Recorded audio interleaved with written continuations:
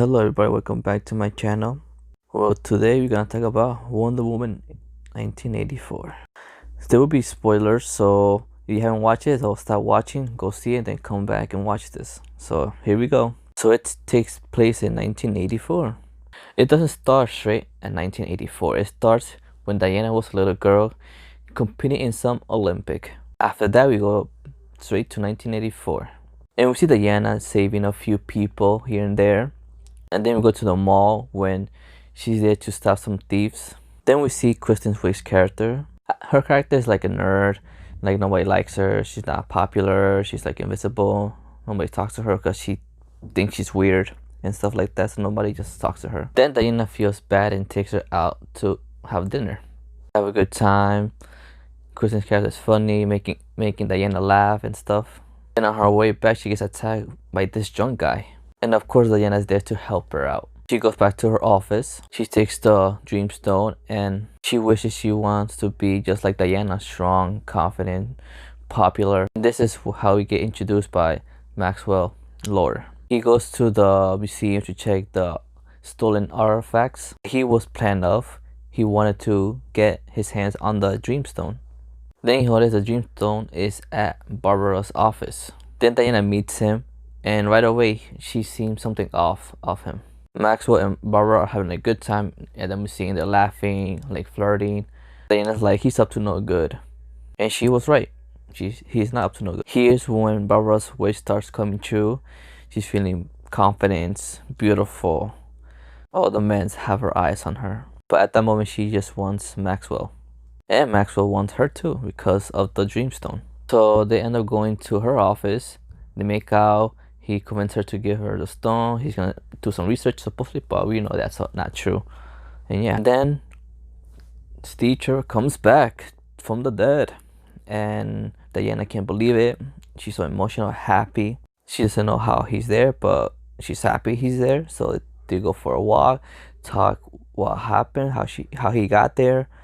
Said he just woke up in some random bed and started to look for her, and that's how she found her in the party. So basically, he is in someone else's body, and this is the guy, the body he took over. Diana sees Steve Trevor, but everybody else in the world sees that guy. So Steve shows her the place where that guy lives, and here's where the funny part starts happening for Steve. Diana making her change into funny 80s clothes. Diana takes him for a walk, see the world how it is now.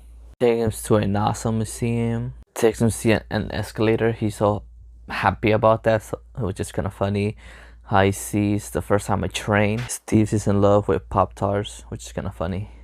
Then Maxwell has the stone and he wishes that he becomes the stone, which is a weird wish to wish for.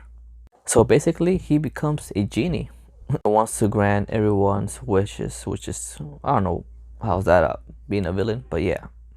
But he wanted the dreamstone because his life or his work, he was an oil guy and he wasn't doing a successful job, and so that's why he wanted the dreamstone to be a successful person. And then Diana and Steve steal an airplane, and this where the invisible jet happens, which was pretty cool. Maxwell ends up in the White House and Steve and Diana are there. They're about to get Maxwell until we see Barbara, aka Cheetah, protecting Maxwell. Barbara knows what Diana wants to do with Maxwell, and Barbara does not want that because that means she's gonna go back to her old life. Barbara's like, no, you're not gonna touch Maxwell. If you're gonna touch Maxwell, you're gonna go through me first. She doesn't want to be back being that loser she was before. At this point in the movie, Diana's weak because of the wish she made of Trevor to come back to life. Cheetah is kicking her butt right now. Steve's help her get a walk somewhere safe because the world is going crazy right now because everybody's making the wishes. This is when Steve tells her she knows what she has to do.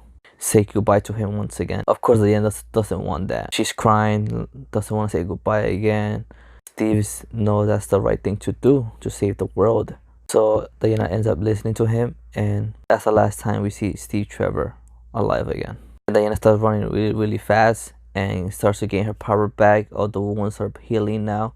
Trying to find Maxwell and stop all of this madness in the world. Maxwell now took control of satellites and can broadcast any television, any scream in the world of himself talking to everybody to make wishes. Then Diana show up with the golden armor.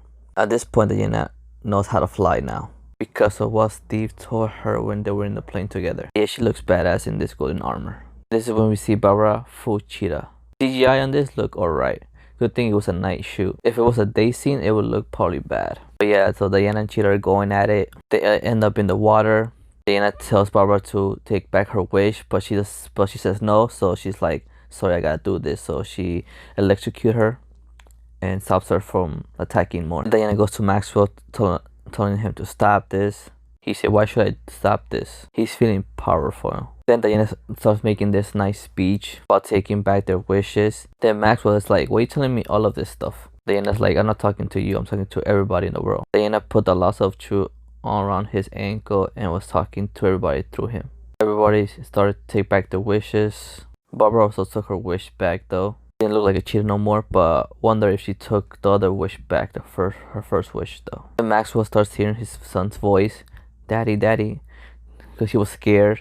So he runs back to find his son and takes everybody's wishes back. And then we see Diana just flying around, and then she hears a siren and goes and helps that person, I guess. And now we're gonna talk about the mid-credit scene. So we see a lady in a blue dress walking around, and a paw is about to hit a baby, but that woman grabs it and pushes it away. The mom is about to thank her, and when she turns around, it's Linda Carter. Astria was the first woman to wear the golden armor before Diana. Now who knows, will she be in the third movie? That was an awesome comeback to the OG Wonder Woman. I'm gonna give it an 8 out of 10. It was too long. It was 2.5 minutes long. I think there were some scenes that shouldn't been there. Made the movie a little bit more shorter. The action was good.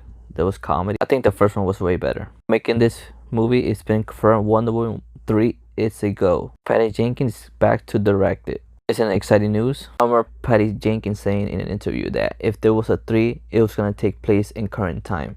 Does that mean Wonder Woman 3? Are we gonna see some cameos of the other superheroes? So that's my review on Wonder Woman 1984. Thanks for watching. Well, basically listening to my review. So yeah, until next time, take care.